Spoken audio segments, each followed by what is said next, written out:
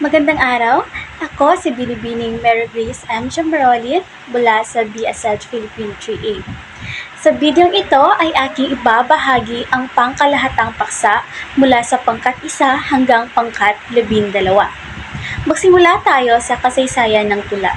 Sa paksang ito ay isinusuri ang kasaysayan ng panulaang Pilipino. Sinusundan nito ang ebolusyon ng tula mula sa panahon ng mga katutubo, Negrito at Eta hanggang sa kasalukuyan, na binibigyang diin ang mga pangunahing impluwensya, gaya na lamang ng Espanyol, Amerikano, Hapon at ang mga natatanging katangian ng tula sa bawat panahon. Naitalakay din ang mga kilalang Makata at ang mga kanilang akda. Pinapakita doon sa larawan ang isang paglalakbay sa kasaysayan ng panulaang Pilipino mula sa sinaunang panahon hanggang sa kasalukuyan. Makikita natin ang pag-unlad nito sa ilalim ng iba't ibang impluwensya at ang pagsasalamin nito. Ang pag-aaral ng tula ay nakatuon sa 4 na mahahalagang elemento: ang estruktura o pagkakaayos nito, ang sukat o bilang ng pantig, ang tugma o pagkakatugma ng mga salita, at ang tono o damdaming ipinapahayag.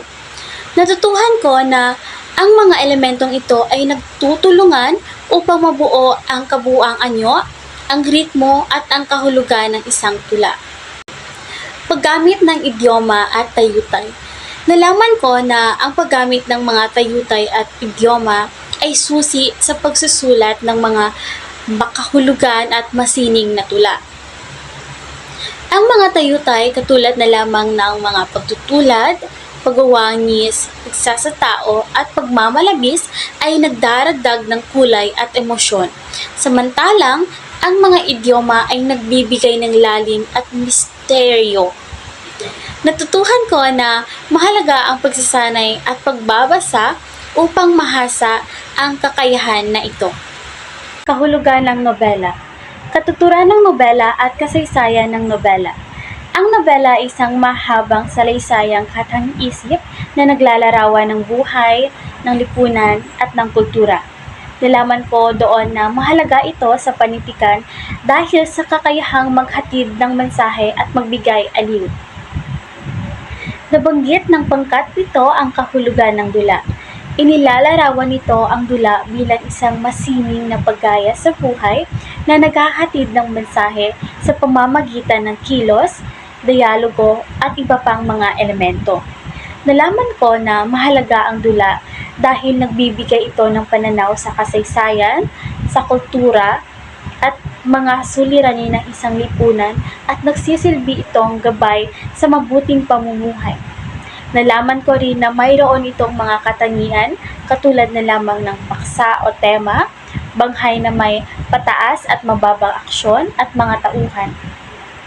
May iba't ibang uri ng dula ayon sa tema at estilo, gaya ng komedya, trahedya, melodrama, tragic comedy, sonnet, parsa at parodya na may kanya-kanyang katangian at layunin.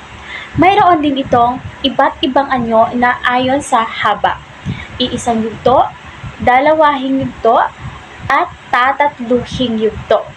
So sa kabuuan, natutuhan ko na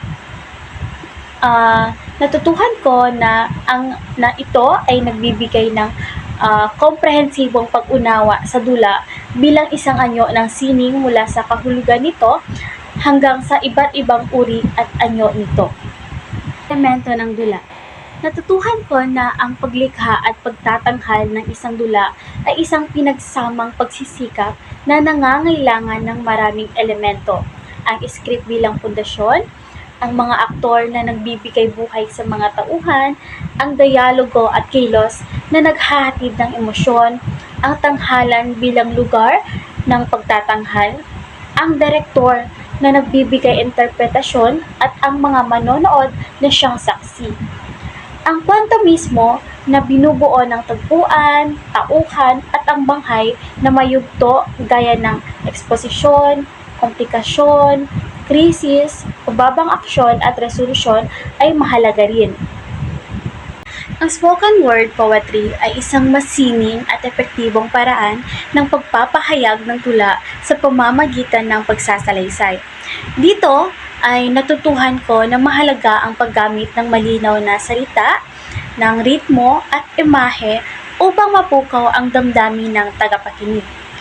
At mas naunawaan ko na maaaring gamitin ang sarili nating karanasan at saloob.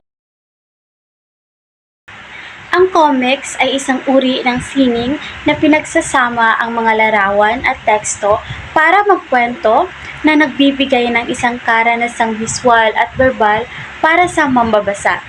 Dito ay nalaman ko na ang paggawa nito ay nangangailangan ng pagbuo ng ideya, pagpaplano ng kwento, paglikha ng mga tauhan, pagsulat ng dialogo, pag-aayos ng mga eksena sa panel at pagguhit.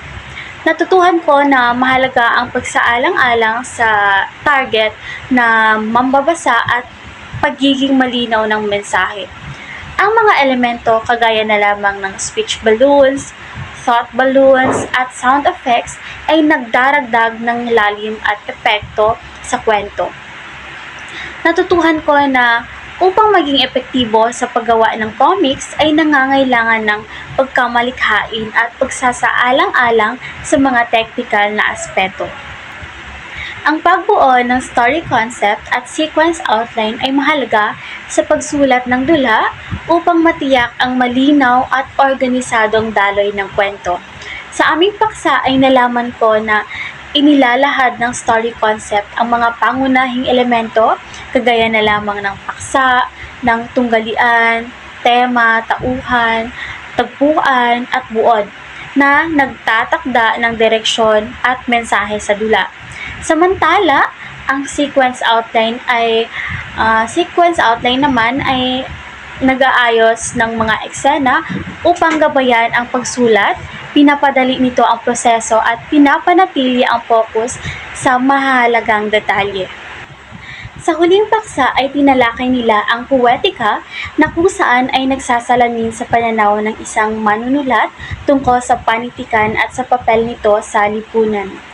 Ipinapakita nito kung paano niya naintindihan ang layunin at kahalagahan ng panitikan. Nalaman ko na ang pag-aaral ng mga konsepto gaya na lamang ng catharsis, anagrosis, at peripesya sa trahedya ay nagpapalalim sa pag-unawa sa mga akda. Ang pagsasaalang-alang sa layunin ng pagsusulat at ang kaugnayan nito sa lipunan ay mahalaga sa paglikha ng makabuluhan at maimpluwensyang mga akda. Muli, ako si Binibining Mary Grace M. Jamarolin. Maraming salamat sa pakikinig. Paalam!